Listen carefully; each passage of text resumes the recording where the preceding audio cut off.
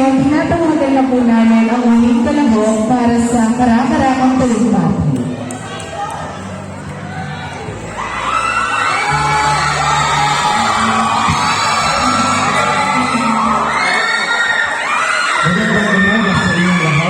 Dahil na sa aking mga kataas-taas ng kagalang-galang mga hurado at mga audience, ang aking karakter na ginagaya ngayon o ang aking bayani na ginagaya ngayon ay si Andres Bonifacio.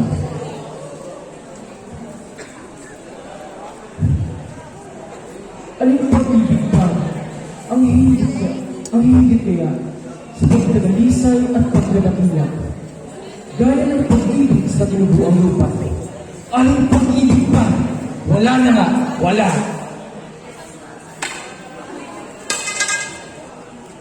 Mga katipunan, ilabas ninyo ang inyong sedula!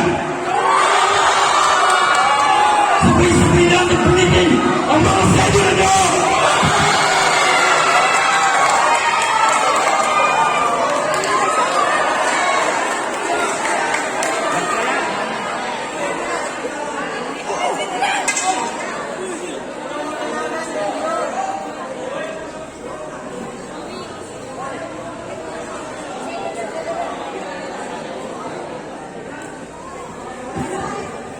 Ngayon, ating umpisahan sa apaksang aking nabunod at ito ay AIDS o HIV.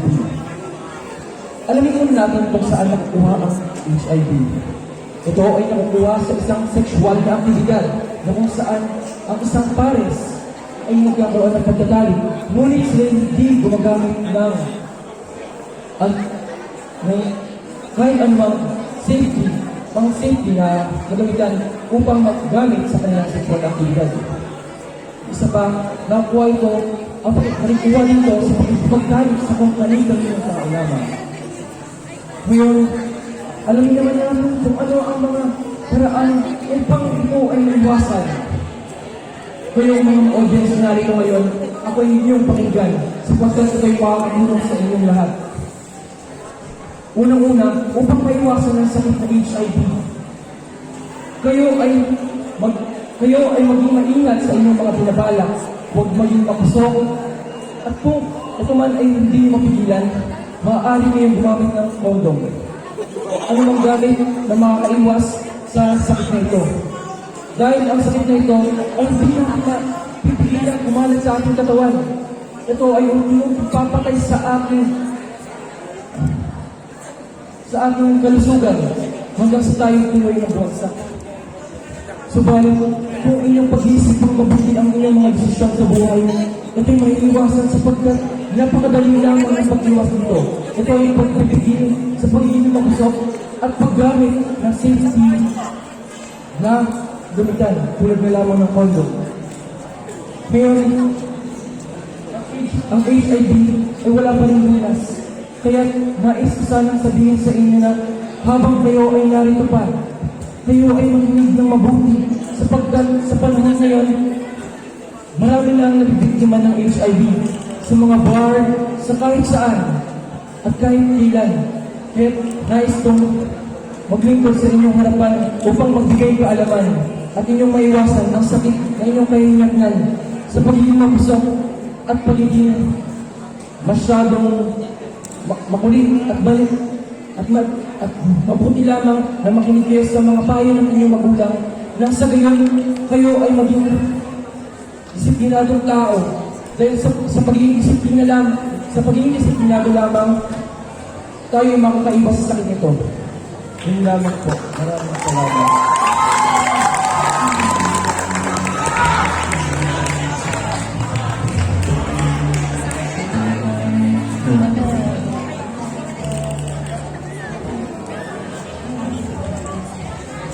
Grabe! Naramdaman mo ba ang galing sa paglagaya sa mga napili nilang bayani?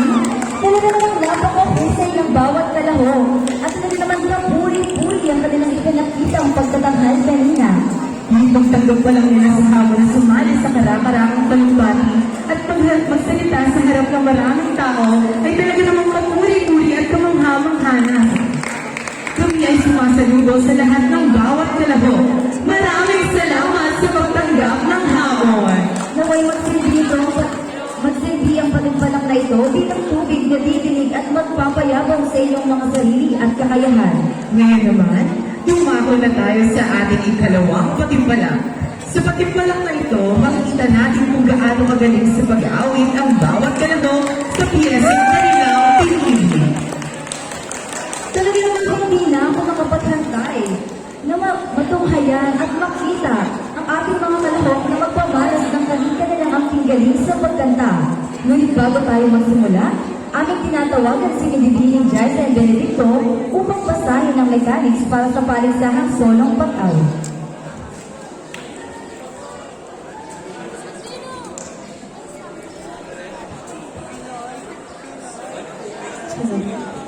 Ang paantayan para sa solong pag-awit. Ang bawat strand ay magkakaroon lamang ng isang kinatawan na kasalukuyang mag-aaral ng senior high school. Ang gagamiting pyesa ay mga awiting pambayan o pantilyon alisunod sa napagkasunduan. Ipinagbabawal ang remix o multiplex. Ilalagay sa CD o USB ang -1 ng awitin o maaaring akapela o kasali ng instrumentong pangmusika. Ang awit ay mula 3 hanggang 5 minuto lamang. Magsuot ang kasuotan na may kaugnay sa pagdiriwang. Ang mga magwawagi ay tatanggap ng sertipiko ng panglahok at pagkakilala. Una hanggang 3 na timpala. Ang mga hindi papalari ay pagkakalooban naman ng sertipiko ng paglahok.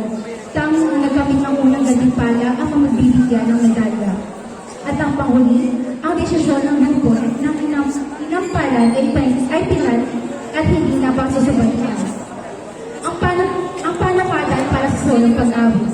Kalidad ng boses sa tinig, 60%, tamang kumpas o hilig, interpretasyon, 20%, kasuotan, 10%, dating sa malda o presentasyon sa entablado, 10%, at bilang kabuuan, 100%.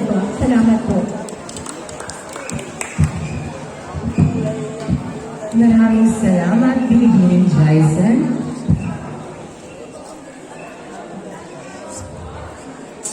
Nasasabik na ba ang lahat? Parang mahina, mukhang kailangan na natin silang lapisan, Clara. Nasasabik na ba ang lahat?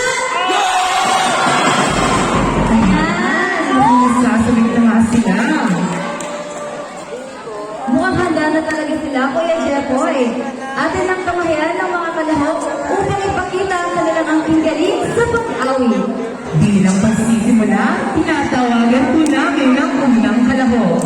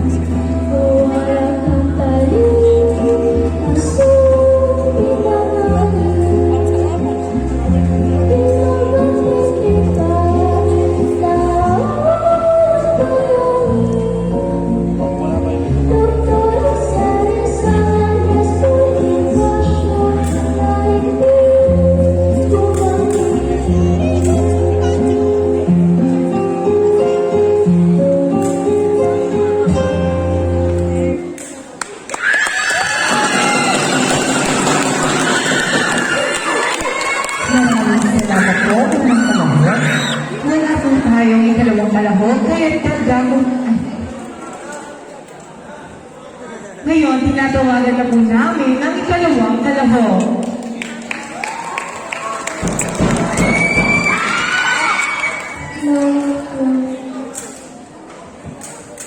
Ang umaga po, isa nga po pala ni Juris may entabutan.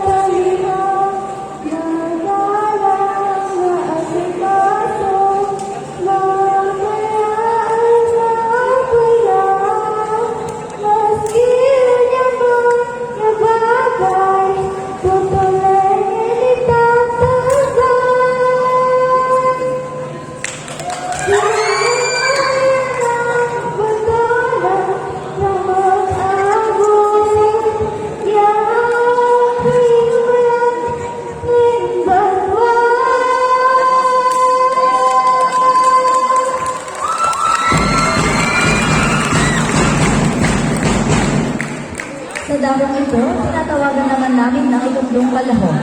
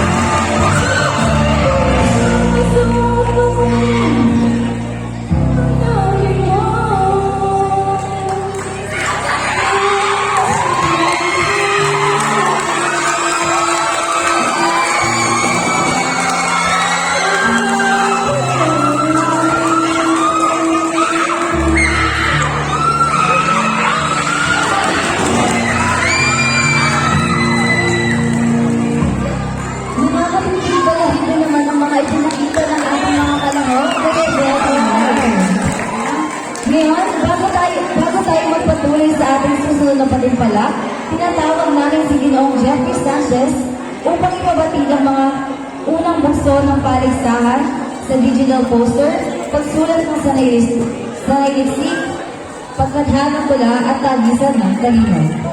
Inaalayahan namin si Dr. Janice M. Bologardio upang igawad ang sertipiko ng mga lagawin.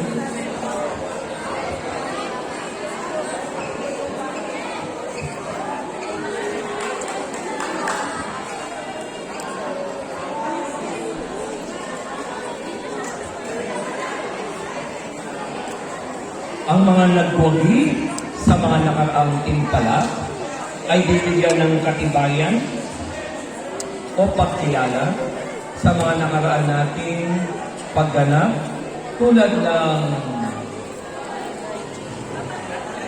pagsulat ng tula, pagsulat ng sanaysik, paggawa ng poster, at yung ating tinatawag na tagisan ng talino. At kasama ang ating punong guro, si Madam Janice Ampulgardio, ay igagawad ang mga katibayan ng paglaho o katibayan ng parangal kasama ang ating guro sa Pilipino, Madam Jennifer S. De La Rosa. Kapag natawag po ang ating mag-aaral, mangyaring pumunta rin po yung kanyang tagapayo. Sa pagbuhin ng poster na digital, ang nakuha ng ikatlong gantimpala ay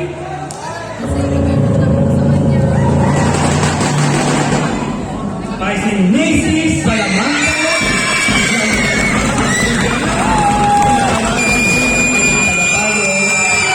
Tinatamkaan si Diba.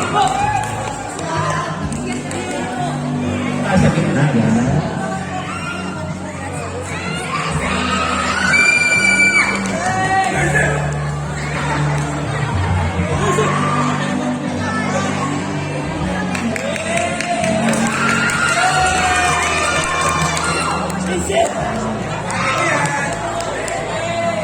Huwag mo na alas yan, dito ka muna Ihan.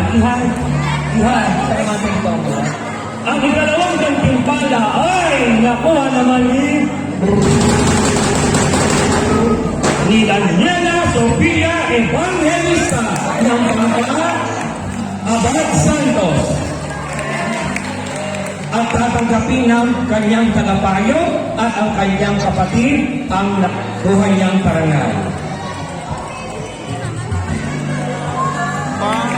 Ang tagapayo ay mismo si Ma'am Jennifer S. De La Rosa. Yan. Pwede nang isuot.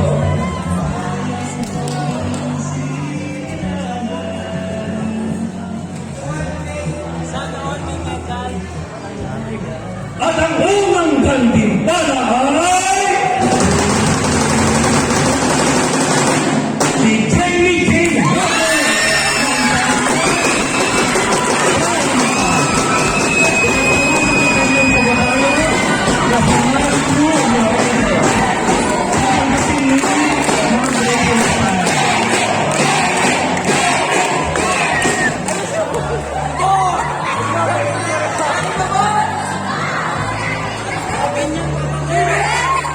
Evangelista, palit dito picture ng buo.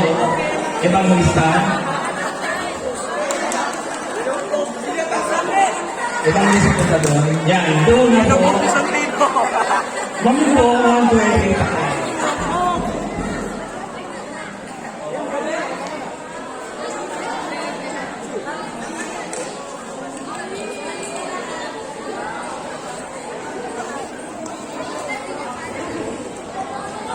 Ngayon, puntahan naman natin ang pagsulat ng tula. Ang ikatlong gantimpala ay nakamit ni Samantha V. Barroso ng pangkat Benitez. Tinatawagan na kanyang tagapayo, Ginoong Gerard Maria Dizon Langanlale. Natatanggapin ni Cerex.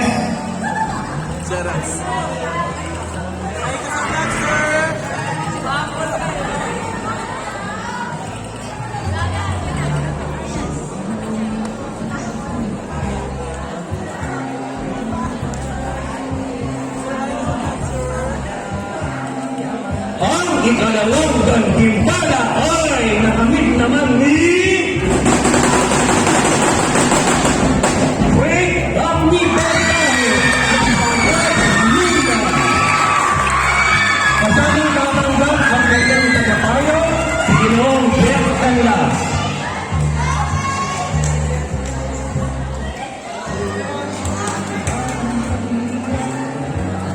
Yung nagwagi kanina ay nasaan?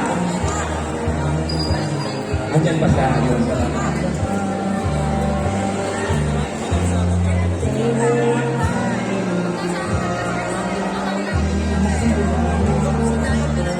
At ang unang gantimpala ay magmumula at napanalunan ni Ramsel Anguilero.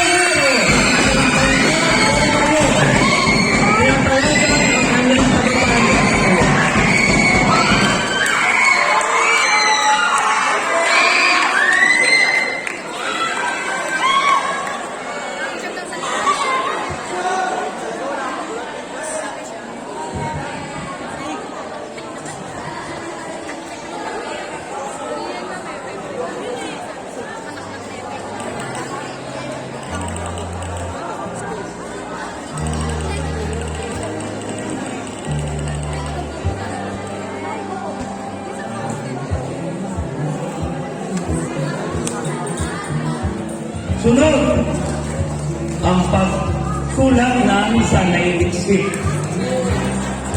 Ang ikatlong gantimpala sa pagsulat ng sanaysay na may pananaliksik ay nakamit ni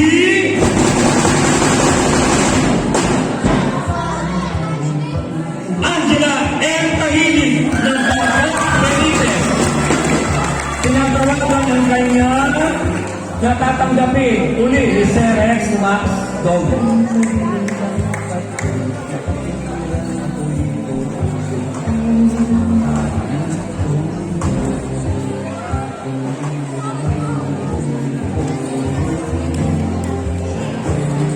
Sa paghatol sa mga nagwagi, hindi kilala yung nagsulat dahil mayroon silang code.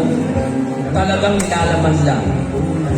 Ang ikalawang gantimpala ay nakuha naman ni Bianca Shane Mila.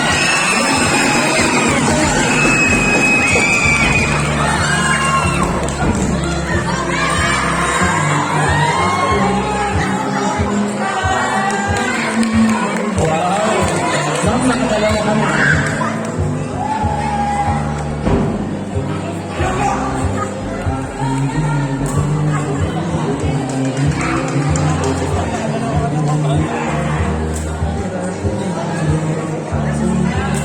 Ang kampiyon ay si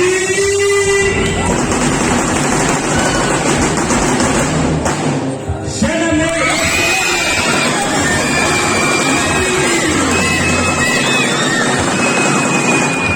Isamang tatanggap ang pagkakaya ng Praising Star. Ma'am, nakadalaw ka na. Nating grasya ka.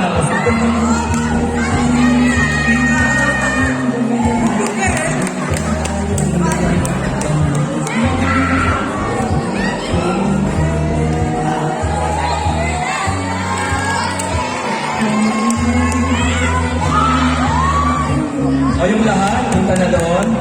Espinosa Gonzales. Doon sa gitna, sa gitna.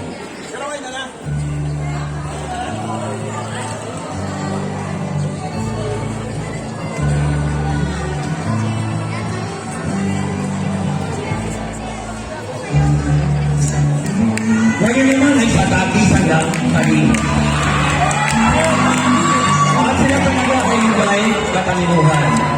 Ang naging tapisan, ang paksay na kinalaman sa Pilipino at sa kasaysayan.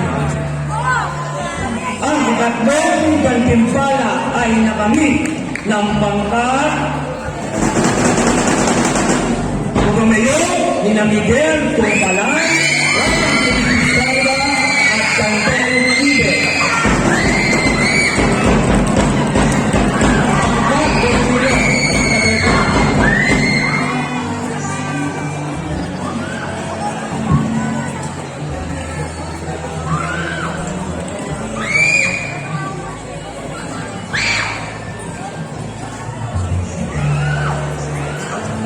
Isang gawin mayor para kay Ibe, pumunta dito, tanggap niyo lang. O, President ko,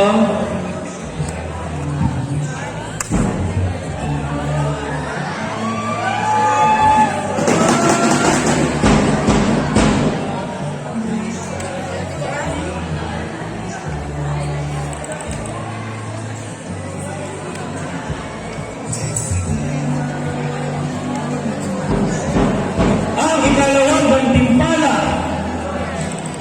ay nakamit ng pangkat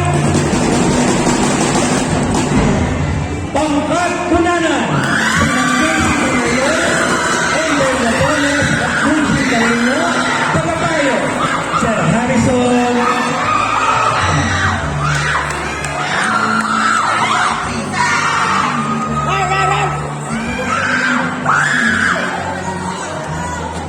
Actually, sila ay nagtay.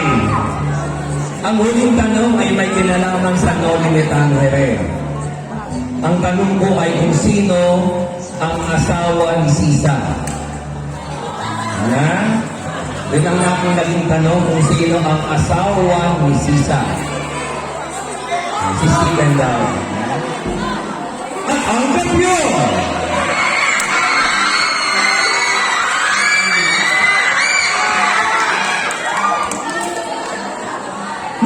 Mula sa pangkat Luna, Rosa Medina, Renan Fontano, at Terry James Galian, kasamahan ng tagapayo, Ginoong Derek Canlas.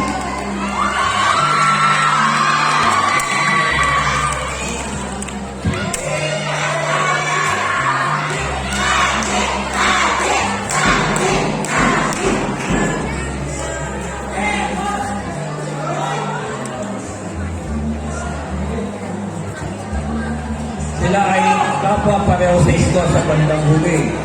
Subalit yung walang huling tanong, karagdagang tanong, ay nagmula sa panitikang Noli Tangere. O, sino yung asawa ni Sisa? O, ang sagot ay si Pedro. Okay, pumunta dito yung ikalawa, yung ikatlo sa kabila.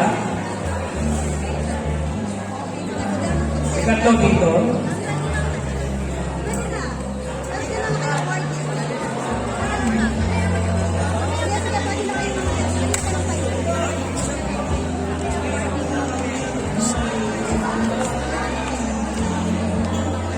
Salamat po ng marami sa inyo. Muli palapakan natin ang mga nagsipagwagi.